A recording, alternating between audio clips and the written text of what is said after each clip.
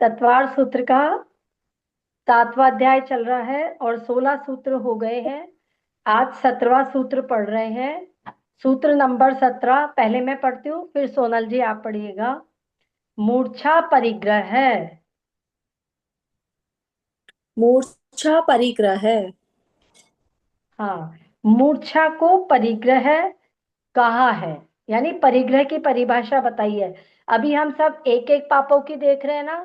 4 पापों का हम कर चुके हैं और ये 5वां पाप परिग्रह है। तो परिग्रह किसको कहते हैं उसका लक्षण बताया है। तो परिग्रह का लक्षण है मूर्छा, या आसक्ति भाव होना, या ममत्व भाव होना। बहुत ज्यादा मैं पने का जो भाव होता है उसको परिग्रह कहते हैं। जैसे एक भरत चक्रवर्ती है और एक हम हैं। भरत चक्रवर्ती 6 खंडों के अधिपति हैं। उनके पास हाथी घोड़े सब कुछ है ना। लेकिन फिर भी यदि उनमें ममत्व भाव नहीं है, मेरेपन का भाव नहीं है, यदि वह ये सोचते हैं कि जो कुछ भी है ये मेरा नहीं है, तो वो हमारे से कम परिग्रही हैं। ठीक है, उनको हमारे जितना भी परिग्रह नहीं है, मतलब क्यों? क्योंकि हमारे पास कम परिग्रह होते हुए भी हम क्या कहते हैं, यह मेरा है, यह मेरा है, मेरे पने का भाव। जैसे हमारा घर है, घर के बाहर किसी अन्य व्यक्ति ने आकर के गाड़ी खड़ी कर दी, तो हम क्या बोलेंगे? तूने मेरे घर के आगे गाड़ी खड़ी क्यों करी? अरे मेरा घर, तुम्हारा घर जो है वो वहीं तक सीमित था, लेकिन क्यों कर दी?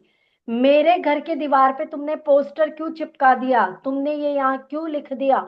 मतलब इतना ज्यादा मैं या ममत्व की भावना चीजों को लेकर के होती है। वास्तव में परिग्रह उसी को ही कहते हैं। यदि हमारे पास में बड़ा घर भी है, नौकर चाकर भी है, गाड़ियां भी है, सब कुछ है, लेकिन यदि हम उसमें आसक्ति नहीं रखे, ममत्व भाव नहीं रखे, तो वो हमारा परिग्रह में काउंट नहीं होगा। ठीक है, तो आया समझ में परिग्रह किसको कहते हैं? मूर्छा होना वह परिग्रह कहलाता है। जैसे भिखारी है, तो भिखारी को परिग्रही कहा है, जबकि जो एक राजा है उसको अपरिग्रही। क्यों? कौन बताएगा, प्रियंका जी? क्योंकि भिखारी के मतलब प्रमत्त योग है, उसको ममत्व है कि मेरे पास में हाँ पैसा आ जाए, तो उसको आसक्ति है पैसे में। और हाँ, राजा के उसको पास में होते आसक्ति है। हुए भी उसको आसक्ति नहीं है।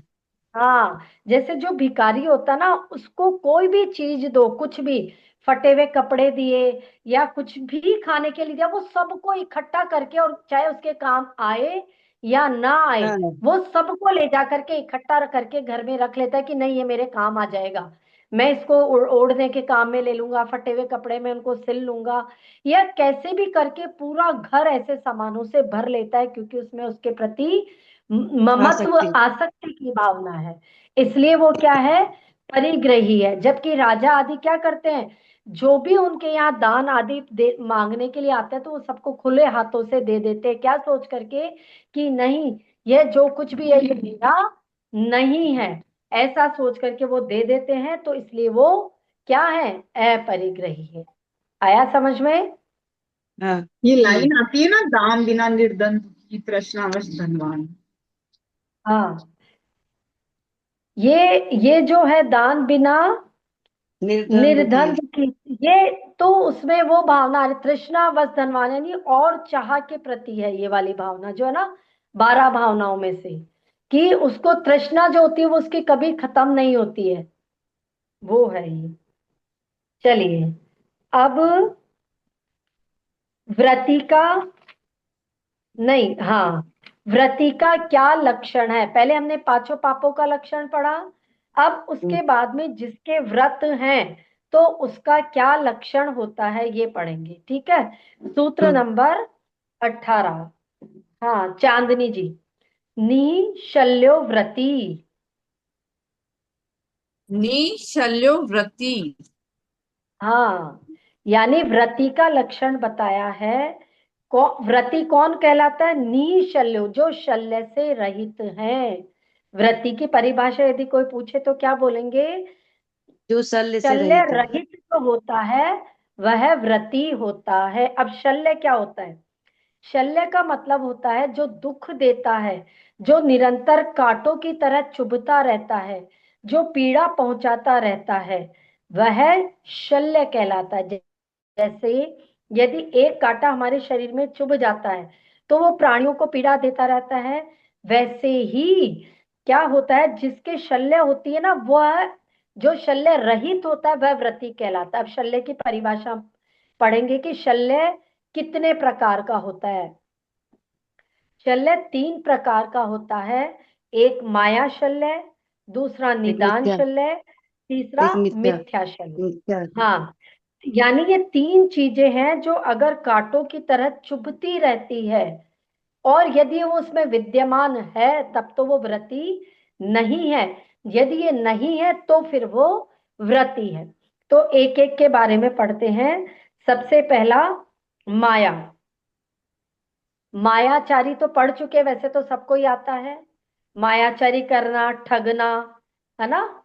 जो जैसा है उसको वैसा नहीं बताना, वो क्या कहलाता है? मायाचारी कहलाता है। भोगों की नहीं, हाँ, क्या बोलते हैं, भोगों, मायाचारी करना मतलब जो जैसा उसको नहीं देख, वैसा नहीं देखना, नहीं बताना, वो मायाचारी है। धोखा करना, छल करना, कपट करना, ये सब मायाचारी के रूप है। तो ये कहलाती है माया शल्य। ये हो गया पहला, क्लियर हो गया? हम्म। हाँ। अब दूसरा है निदान शल्य। निदान का मतलब होता है भोगों की लालसा बनी रहना, यानी तृष्णा बनी रहना। तृष्णा कहते हैं ना, तृष्णा की खाई खूब परी पर रिक्त रही वह रिक्त रिक्त रही। रही। देवशाद गुरु की कविता में आता है ना ये। हाँ, तो भोगों के प्रति निरंतर लालसा बनी रहना वो कहलाता है निदान शल्य। तो जो व्रती है, क्या वो भोगों के प्रति आसक्त रहेगा? क्या वह सोचेगा मैं भोग भोगता ही रहूं, भोग नहीं ना। तो दोनों नहीं। बातें समझ में होगी ना। व्रती है तो उसके निदान शल्य नहीं होगी, और यदि निदान है, भोगों की इच्छा अभी भी है, तो इसका मतलब वो व्रती नहीं है। जैसे किसी ने व्रत ले लिया और उसके अभी खाने पीने की जो लालसा वो नहीं मिटी उसको, कि चाहिए मेरे को, मीठा भी चाहिए, तीखा भी चाहिए, मेरे लिए ये बनाओ, यदि मुझे ये मिल जाए तो अच्छा है। यदि ऐसी भी बात आ जाती है तो भी क्या होगा? वो व्रती, वो केवल फिर उपचार से व्रती है, समझे? यानी उसने ऊपर ऊपर से तो व्रत लिया हुआ, लेकिन अंदर से वो व्रती नहीं है। नहीं। वो खाली उपचार, ऊपर से ही व्रती, अंदर से वो व्रती नहीं। ठीक है। तीसरा लक्षण, माया हो गया, निदान हो गया, मिथ्या। मिथ्या का मतलब होता है अतत्वों का श्रद्धान करना, यानी मिथ्यात्व नाम का शल्य। मिथ्यात्व किसको कहते हैं? सबको पता है। हाँ। मिथ्यात्व मतलब देव शास्त्र गुरुओं के प्रति सच्चा समर्पण नहीं होना, सच्चा श्रद्धान नहीं होना, कुदेव कुगुरु कुशास्त्र को पूजना, उनकी बातें करना। यदि नहीं करते हैं तो भी किसी से करवा लेना, किसी को भेज देना कि मैं तो नहीं जा सकता हूँ, तुम वहां कर लो, तुम्हारी मनोकामना पूरी हो जाएगी, तुम्हारे को ऐसा वहां से मिल जाएगा। सभी करते हैं, जाने में क्या हर्ज है। मतलब इस तरह की बातें मन में आती है तो वो फिर व्रती नहीं है। यानी अतत्व पे श्रद्धान होना। तत्व, जैसे हमारे आगम में कितने तत्व बताए हैं? सात। सात। 7 तत्व बताए हैं।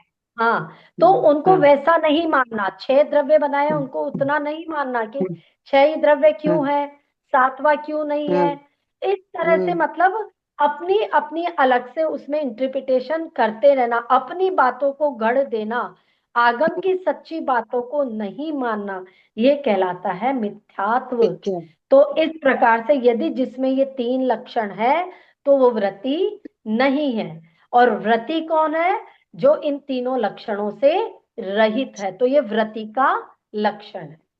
अब आया समझ में? शल्य, शल्य का मतलब होता है जो बातें कांटे की तरह छुपती रहती। अब मान लो कोई व्रती है, सपोज करो कोई महाराज जी हैं और हम उनके पास में जाते हैं कि हमारे जो है कोई स्किन डिजीज हो गई है है ना। तो महाराज जी कोई उपाय बता दो, यदि हम उन्हें ऐसा कहते हैं तो वो कहेंगे तुम फलानी फलानी जगह है वहां जाओ, और वहां जाकर के वहां मुर्दा की राख होती है, उस राख को अपने शरीर पे लगा लो तो तुम्हारा ये स्किन डिजीज ठीक हो जाएगी।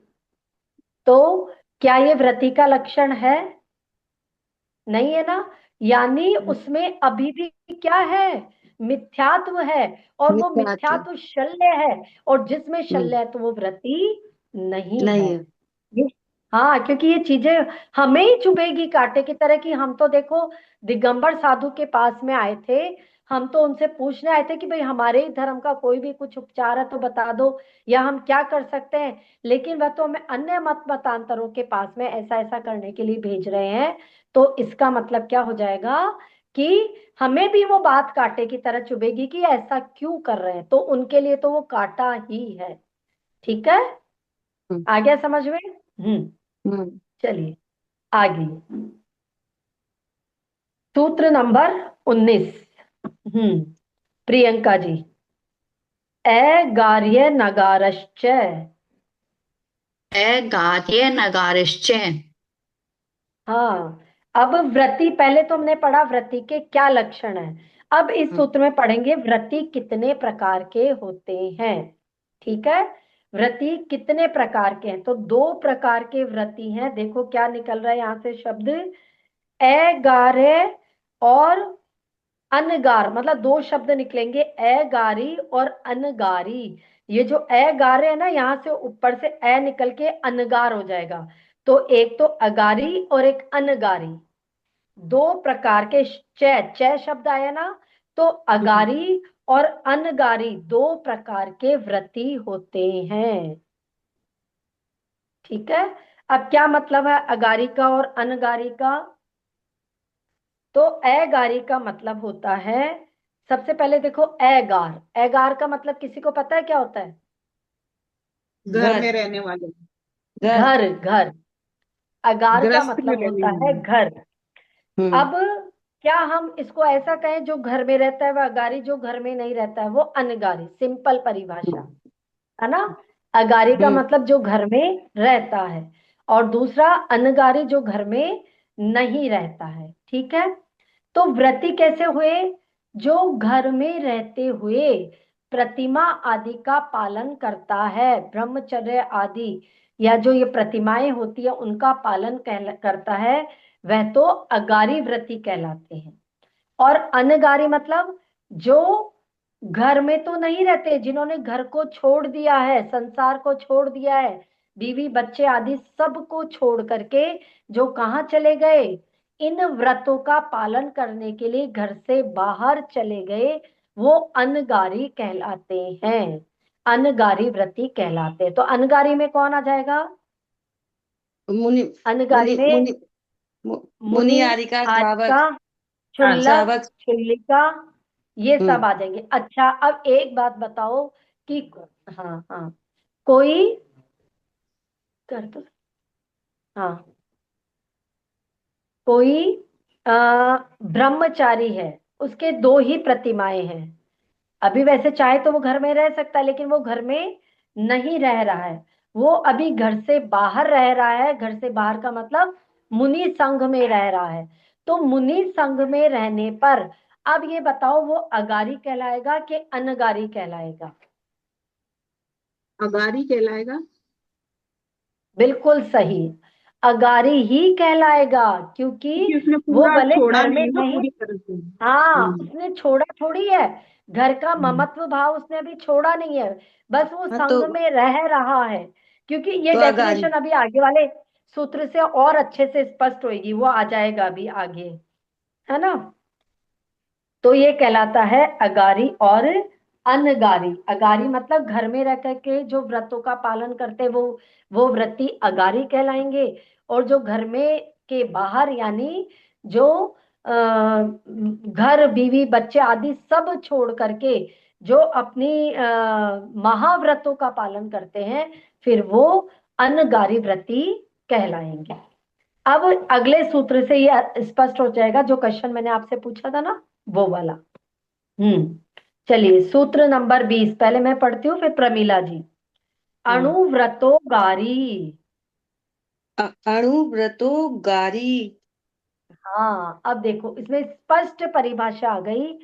अणु व्रतो गारी यानी अणुव्रत अगारी, यानी जो अणुव्रत का पालन करता है, अब चाहे वो कहीं पर भी रहे उसको अगारी ही कहेंगे, है ना। कोई ब्रह्मचारी है, उन्होंने एक दो प्रतिमा ले ली, वो चाहे संघ में भी रह रहे हैं तो क्योंकि उनके व्रत कौन से हैं, अणुव्रत है, छोटे व्रत है, उनके बड़े महाव्रत नहीं है, इसलिए वो अगारी की श्रेणी में ही आएंगे। हाँ। अब क्लियर हो गया। हाँ, हम्म। ये क्योंकि सूत्र में आचार्य ने स्पष्ट कर दिया अणुव्रत का जो पालन करते हैं, अब चाहे वो कहीं पर भी रहे वो अगारी ही अभी जैसे कहलाएंगे। ब्रह्मचारी दीदियां होती है, ब्रह्मचारी हाँ दीदियां होती है, लेकिन वो गृहस्थ में तो नहीं रहती। हाँ, छोड़ के आ जाती है ना वो, हाँ, लेकिन तो फिर भी वो। है तो अणुव्रती ना उनके, तो हम्म। अणुव्रती जो है वो अगारी की श्रेणी में आएंगे। भाई दो बातें बता दी इन्होंने, एक तो जो घर में रहता है वो अगारी है, और जो व्रत नियम आदि अणुव्रत तक ही सीमित है तो भी वो अगारी है, ऐसा कहने का मतलब। क्लियर हो गया। हम्म। हाँ, चलिए। तो अणुव्रत कौन कौन से होते हैं, इसके नाम कौन बताएगा, हैंड रेस करो, मैं पूछूंगी पहले। अणुव्रत कौन कौन से होते हैं, कौन बताएगा, हैंड रेस करो। हम्म, हाँ, चांदनी बताओ। अहिंसा अणुव्रत, सत्य अणुव्रत, हम्म, अचौर्य अणुव्रत, परिग्रह परिमाण अणुव्रत और ब्रह्मचार्य अणुव्रत। Very good. पांच ये अणुव्रत होते हैं जिनको यदि हम क्या करते हैं, सूक्ष्म मतलब जैसे कि मोटे मोटे चीजों का जो कहते हैं ना, अणु मतलब छोटी चीज का जो त्याग करते हैं, जैसे कि हमने क्या किया, त्रस कायिक जीवों की हिंसा का त्याग कर दिया, लेकिन अभी भी स्थावर जीव की हिंसा का त्याग नहीं है, हमारे व्रत छोटा सा है हमारा, है ना, तो उसको अणुव्रत। तो अहिंसा का पालन करते हैं तो अहिंसा अणुव्रत। सत्यानुव्रत का मतलब कि मोटा झूठ नहीं बोलेंगे कि किसी की जान पर ही बन के आ जाए, ऐसा झूठ नहीं बोलेंगे, लेकिन ठीक है छोटा मोटा झूठ चलता है, अब क्या करें, गृहस्थी है, बोल दिया, तो वो अणुव्रत हुआ ना, छोटा हुआ, इसलिए उसको सत्यानुव्रत कहेंगे। ब्रह्मचर्य अणुव्रत, हम क्या करेंगे कि पति पत्नी में, पत्नी अपने ही पति में संतुष्ट रहेगा, तो वह ब्रह्मचर्याणुव्रत की श्रेणी में आएगा। ठीक है। ऐसे ही परिग्रह परिमाणु व्रत की, ठीक है, हमारा जो घर है, घर के अंदर जो हमारा सामान है वहीं तक हमारा परिग्रह, हम अन्य किसी के भोगों में मतलब और की आकांक्षा नहीं करेंगे, जितना है सफिशियंट है। ठीक है। तो वो किसकी श्रेणी में आ जाएगा, परिग्रह परिमाण परिमाण। अणुव्रत की श्रेणी में आ जाएगा। ठीक है। तो इस तरह हम्म। से ये अणुव्रत कहलाते हैं। अगला सूत्र नंबर 21। हाँ, पहले मैं पढ़ती हूँ फिर सोनल जी। दिग देशनार्थ दंड विरति सामायिक क्रोशधोपवासोपभोग परिभोग परिमाणातिथि संविभाग व्रत संपन्नश्च। दिग्देशा नर्थ, दिग्देशार्थ नर्थ, नर्थ। दिग्देश अर्थदंड विरति सामयिक प्रोष्ठोपवासोपभोग परिभोग परिमाणातिथि संविभाग व्रत संपन्नश्च। संपन्नश्च, है ना। संपन्नश्च। हम्म। अब पहले इस सूत्र को देखो क्या क्या शब्द कैसे निकलता है। दिग देशनार्थ दंड के आगे विरति शब्द है, तो ये विरति शब्द तीनों में आएगा। दिग हम्म। विरति, देश विरति और अनर्थ अर्थ दंड विरति। ठीक है। दिग हम्म। विरति, देश देश विरति और अनर्थ दंड विरति। विरति का मतलब यहां हो जाएगा व्रत, यानी दिग्व्रत, देश व्रत और अनर्थ दंड व्रत। ये जो तीन होते हैं ये तीन कहलाते हैं गुणव्रत, हम्म। दिग्व्रत, देशव्रत, अनर्थ दंड व्रत। फिर आगे सामायिक प्रोषधोपवास भो उपभोग, परिभोग, परिमाण और अतिथि संविभाग, ये चार कहलाएंगे शिक्षा शिक- व्रत। शिक्षा ये चार क्या कहलाएंगे? शिक्षा व्रत। शिक्षा ये हमने पहले भी पढ़ा है ना? हाँ, सात हाँ शील। पहले ये, हाँ जी, ये आ चुके हैं 7 शील। शील व्रत हम पहले पढ़ चुके हैं। अच्छा, इसमें से जो पहला आया है, एक मिनट।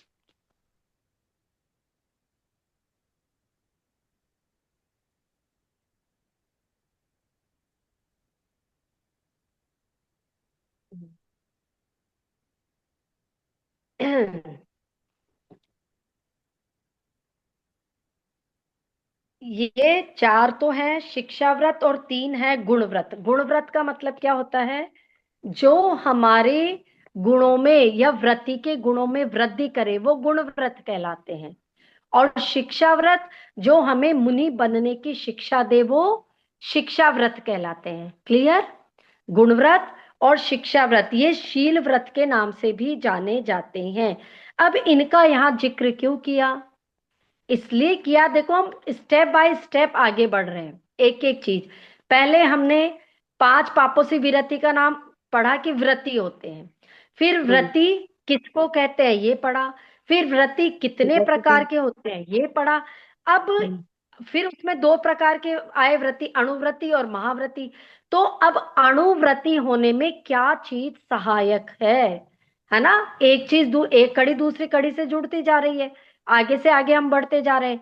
तो पहला उन्होंने बताया था ना, अणुव्रतोगारी, कि जो अणुव्रत का पालन करते हैं वो अगारी कहलाते हैं। तो अणुव्रत भाई, अब अणुव्रत में क्या क्या चीजें सहायक है, कैसे हम अणुव्रतों को पालन करें, तो उसके लिए ये सूत्र आया है। अब देखो इन एक एक चीज को अच्छे से समझते हैं।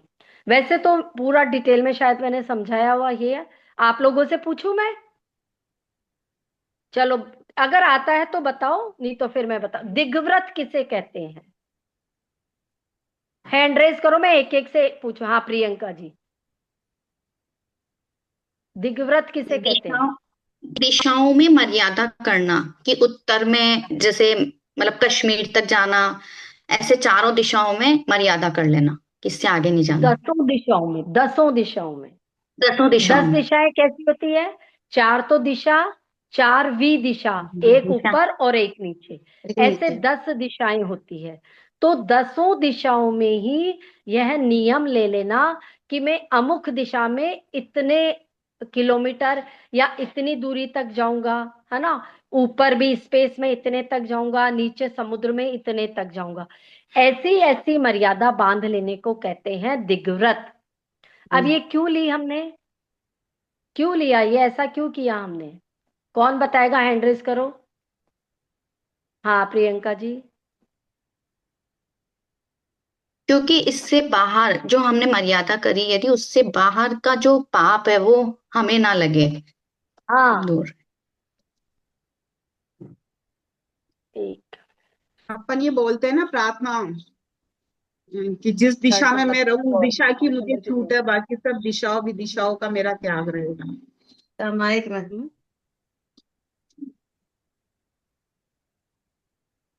दूसरा देख ले, कोई भी, कोई सा भी ले ले बेटा, कुछ भी ले जाना, कोई भी। हाँ, की दिशा और विदिशाओं में जो ये नियम लिया हमने, क्यों लिया? ताकि उसके बाहर जितनी भी हिंसा आदि या कुछ भी गलत पाप हो रहा, तो हमारे को वहां का पाप नहीं लगे। इसलिए तो अणुव्रत में सहायक हुआ कि नहीं हुआ? हमारा यही तो नियम था ना, कि हम कम से मतलब हमारे लिए जितनी छूट है केवल उतने ही, चलो स्थावर जीव है, हम सब्जी बना रहे हैं, काम करने जा रहे हैं, तो वो उतने जगह तक जो जीवों की हिंसा हुई वो तो फिर भी क्षम्य है। लेकिन उसके बाहर की हिंसा का पाप हमें क्यों लगे? वही तो अणुव्रत है ना। तो उसी के लिए हमने दिग्व्रत लिया। मोटी मोटी हमने बांध लिया। जैसे उत्तर में हमने कह दिया हम कश्मीर तक जाएंगे, दक्षिण में कन्याकुमारी तक जाएंगे, ऊपर मान लो हमारे को फ्लाइट से जाना पड़े कहीं, तो जितने तक फ्लाइट जाती है वहां तक की छूट है। फिर लेकिन ये जो होते हैं अंतरिक्ष यात्री वगैरह, वो उनको ज्यादा छूट रखनी पड़ेगी, क्योंकि रॉकेट आदि सब ये जो जाते हैं कितनी दूर तक जाते हैं ये तो मर्यादा उस प्रकार से समुद्र में जाने के लिए हम लोग जैसे आजकल घूमने जाते हैं तो वहां पर भी समुद्र में भी बनी हुई रहती है टनल्स वगैरह। तो ये सारी चीजें सोच करके नियम लेना चाहिए। ये तो हो गया दिग्व्रत। दूसरा है देशव्रत। ये क्या होता है? कौन बताएगा? हैंड रेज करो। हाँ, दीपा दीदी। सीमा में रखकर अपन जगह निर्धारित करते हैं कि भाई 2 महीने तक इसी गांव में रहेंगे, इस मोहल्ले में रहेंगे, मतलब सीमा निर्धारित कर लेते हैं कि इस जगह से यानी आगे नहीं जाए। हाँ, इसका मतलब जो दिग्व्रत में हमने नियम लिया था ना कि इतने इतने तक जाएंगे, देश व्रत में हमने क्या किया, उसको और कोई निश्चित समय आने पर हमने उसको और छोटा कर दिया। जैसे मान लो मैंने सोचा था कि मैं कश्मीर तक की मेरी छूट है, पर अभी 28वां पर्व चल रहा है, 28 चल रही है, तो हम सोचेंगे हमें कई बार तो जाना नहीं है, तो हमने क्या नियम रख लिया कि अभी तो मैं अमृतसर से बाहर कहीं पर भी नहीं जाऊंगी। ठीक है? या जरूरत पड़ी तो मैक्सिमम मैं राजस्थान तक जा सकती हूँ, ऐसा मैंने नियम रख लिया।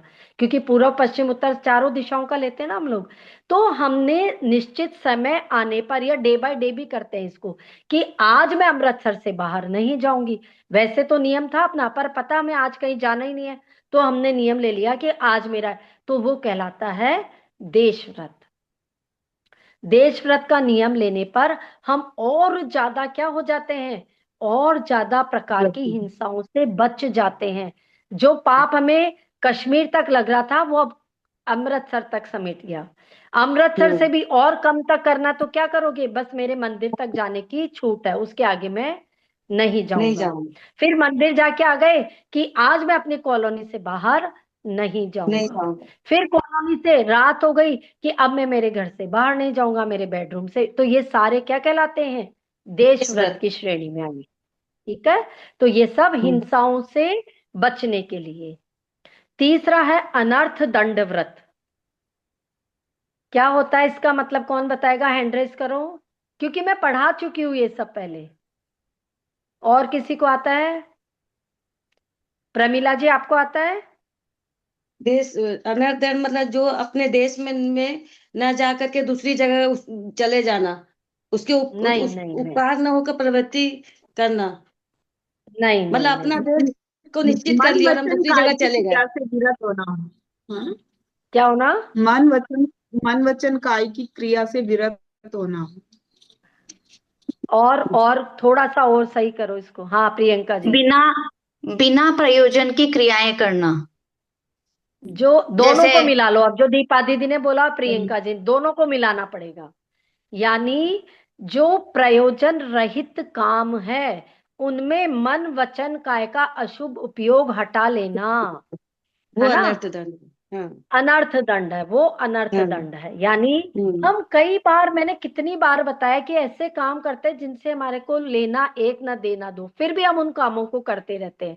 वो वो काम तो कहलाते हैं अनर्थ दंड। अनर्थ दंड दंड। का मतलब हम्म। होता है मन वचन काय। देखो हम्म। दोनों को कैसे जोड़ा था मैंने, दीपा दीदी ने तो बोला था मन वचन काय, हम्म। है ना, और प्रियंका जी ने बोला था प्रयोजन रहित।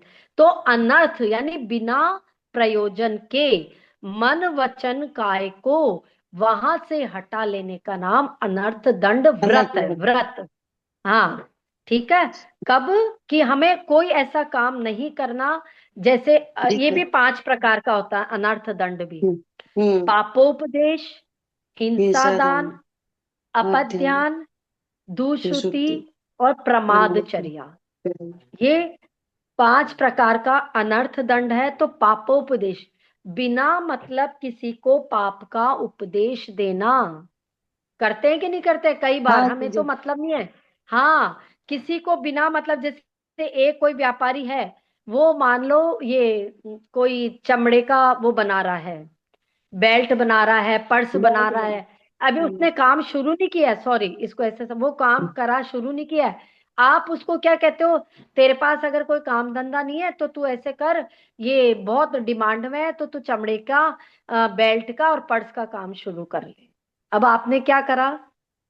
बिना मतलब हिंसा का उपदेश दिया ना, बिना मतलब पाप हम्म। का उपदेश दिया उसको, कि हाँ। वो तुम्हारे कहने से यदि वो व्यर्थ काम और कर व्यर्थ। लेता है ना, बिना मतलब। तो आपने हम्म। इसको आपने खुद ने पाप बांध लिया, बिना मतलब का अनर्थ दंड आपने कर लिया। तो हम्म। ऐसा काम नहीं करना, ये कहलाता है पापोपदेश, पाप का उपदेश। उपदेश देना। जैसे लोगों को ठगने का उपदेश दे देना। कैसे ठगने का उपदेश, बहुत सारे उदाहरण हो सकते हैं। जैसे ये कैंटीन वगैरह होती है ना, तो कैंटीन किसके लिए होते हैं, वो सामान वगैरह सैनिकों के लिए होते हैं। लेकिन वहां से कोई आपकी जान पहचान है तो कह देना आपने, वो अमुक व्यक्ति है, वो जान पहचान का है, वहां चले जाओ, तो वो तुम्हारे को वहां से सामान दे देगा। अब वो सामान किसके लिए थे, सैनिकों के लिए थे, उनके लिए बनाए थे, लेकिन आपने उनका दे दिया उपदेश। मीटिंग एंड हो गई। चल रही है ना। हम्म, चल रही है ना, हाँ। हम्म। नीचे है ड्रॉर में। तो इस तरह से ठगने आदि का उपदेश दे देना भी पापोपदेश कहलाता है। फिर उसके बाद में आता है हिंसा का दान करना। हिंसा का दान करना मतलब क्या, हिंसा हिंसा का का दान दान। करना मतलब, हिंसा। जैसे आपने किसी को काटा, छुरी, चाकू, तलवार, ये चीजें दे दी, है ना, किसी को ये सारी चीजें दे दी। मनन इसको चेक कर यार एक बार, ये क्या हो गया देखना, इस पे screen नहीं आ रही।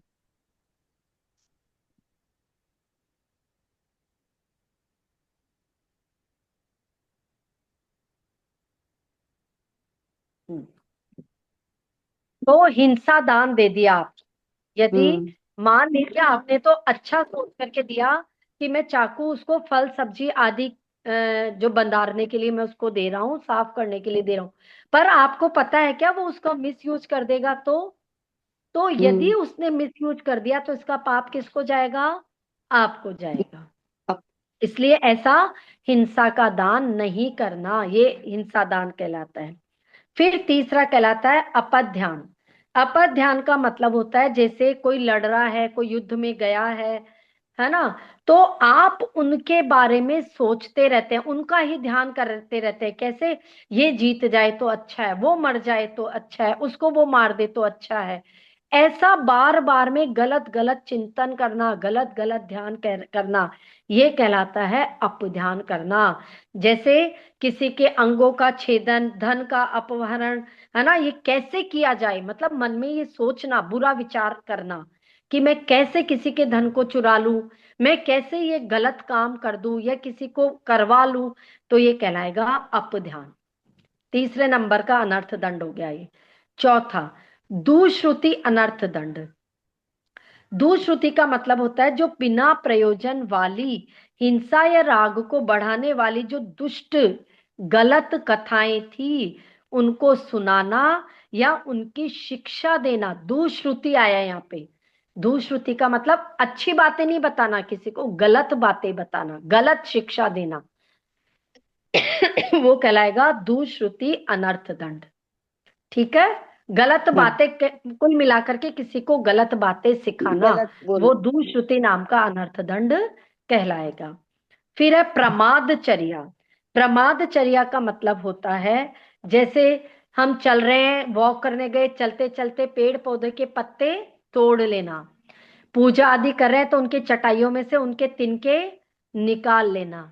पूजा कर रहे हैं, पूजा तो हो गई थी, पाठ हमारा चल रहा है, अब वो चावलों को ऊपर नीचे हाथों से करे जाना, ये सब क्या कहलाएगा, प्रमादचर्या कहलाएगा। कोई मतलब नहीं है इनका, प्रमादवश बस ऐसे ही।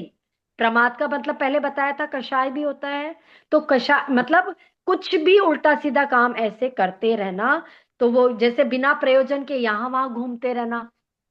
यदि हमें बाजार से कोई चीज खरीदनी है तो ठीक है, नहीं तो हम क्या बोलते हैं आजकल, विंडो शॉपिंग। तो विंडो क्या हो गया, किसमें आएगा वो, प्रमादचर्या में आएगा। हाँ, प्रमादचर्या के अंदर आएगा वो, कि हम ऐसे ही घूमने के लिए जा रहे हैं। तो ये 5 अनर्थ दंड हो गए। मैंने पहले समझाया, ये चीजें नहीं समझाई थी पहले, क्योंकि मैंने कहा था जब आगे आएगा तभी मैं, क्योंकि अब पूरा सूत्र ही इसका है ना, इसलिए इसको अच्छी तरह से समझाया मैंने। अनर्थ दंड का मीनिंग भी पता चल गया आपको, और इसके हम्म। 5 प्रकार जो है वो भी आपको पता चल गए। चलिए। अब है शिक्षा व्रत। शिक्षा व्रत का मीनिंग मैंने आपको बता ही दिया, जो हमें मुनि बनने की, महाव्रती बनने की शिक्षा दे, वो शिक्षा व्रत कहलाता है। पहला, अब ये भी चार हैं, इस आए ना नाम यहाँ पर, सामायिक, प्रोषदोपवास, उपभोग परिभोग, और उपभोग परिभोग परिमाण, और अतिथि संविभाग, ये चार शिक्षा व्रत है। उसमें से पहला सामायिक। सामायिक शिक्षा व्रत का मतलब क्या होता है, किसी को आता है? सामायिक यानी समय निकाल के सामायिक करना है एकांत में। 5 पापों देखो को यहाँ छोड़ पे के पंच का ध्यान करना है। पांचों पापों का त्याग करके मन वचन काय को पंच परमेष्टि का किसी, ध्यान करना है। हाँ, किसी भी अच्छे ध्यान में लगाना, पंच परमेष्टि में, 24 तीर्थंकर में, जिनवाणी हम्म में, स्तुति में, हम्म स्तोत्र में, है ना। तो वो सामायिक कहलाता है। सामायिक में मूल शब्द क्या है? समय, है ना। हाँ और हाँ समय का मतलब होता है समय के एक रूप, समय का मतलब आत्मा भी होता है, समय का हम्म मतलब आत्मा होता है। तो आत्मा। यानी आत्मा के साथ एक रूप हो जाने का नाम वास्तव में सामायिक होता है। और सामायिक पत्नी। कहते हैं श्रावण को 2 घड़ी सामायिक में बैठना चाहिए। और 2 घड़ी का मतलब क्या होता है? 2 घड़ी का मतलब होता है 48 मिनट। एक घड़ी में 24 मिनट होते हैं, और 2 घड़ी का मतलब 48 मिनट। तो समय निकाल करके हमें 48 मिनट के लिए सामायिक करनी चाहिए। चाहिए। इसमें धीरे धीरे क्या होता है, हम सोचे ना एक साथ हमारी विशुद्धि बढ़ जाए, तो नहीं बढ़ती है। धीरे धीरे हमारी विशुद्धि बढ़ती जाती है, बात। लेकिन इसकी प्रैक्टिस करनी चाहिए। अब यदि आप सोचो कि हम तो अणुव्रती है ही नहीं, हमने तो अणुव्रत ग्रहण नहीं किए, तो फिर हमें क्यों बता रहे हैं ये सामायिक आदि, ये हमें क्यों समझाए दिग्व्रत देशव्रत? अगर हमारे अणुव्रत हमने नहीं लिए हैं तो भी हम यदि इन भावों को भाएं, या हम यदि ऐसा करें, तो हम अपने लिए अच्छा मार्ग प्रशस्त करते हैं, कर अच्छे सकते। मार्ग की तरफ बढ़ते हैं। बढ़ते हैं कि नहीं बढ़ते हैं? है ना। हम्म धीरे धीरे ही तो, अभी जैसे हम कहते हैं ना पंचम काल में मोक्ष नहीं है, तो फिर मुनि क्यों बन रहे हैं? वो सेम वही बात हमारे लिए लागू होती है। वो इसलिए मुनि बने कि कम से कम आगे के लिए तो उनको मोक्ष मिलेगा, जब भी मिलेगा तब तो वो, उनकी आत्मा तो उस संस्कार से संस्कारित हो जाएगी। ऐसे ही हम यदि अभी अणुव्रति नहीं है, लेकिन फिर भी इन भावनाओं को भाएं, तो हम अपने लिए अच्छा मार्ग प्रशस्त करेंगे। ठीक है। तो पहला हो हम्म गया सामायिक। दूसरा है प्रोषधोपवास। प्रोषधोपवास हम्म। का मतलब होता है, जब भी हम उपवास करते हैं, तो उसके एक दिन पहले और एक दिन बाद में हमें क्या करना चाहिए? व्रत ऊपर। करना चाहिए। देखो, प्रोषध का मतलब होता है पर्व, और पर्व में हम क्या करते हैं? पर्व में अष्टमी और हम उपवास चौदह करते हैं ना, जैसे अष्टमी और चौदस का एक उपवास करते हैं। एक ही टाइम तो खाते हैं। उसके एक दिन पहले, जैसे सप्तमी के दिन और उसके बाद हम्म। नवमी के दिन, हमें क्या करना चाहिए? व्रत करना व्रत चाहिए। व्रत करना तो वो चाहिए। कहलाता है प्रोषधोपवास।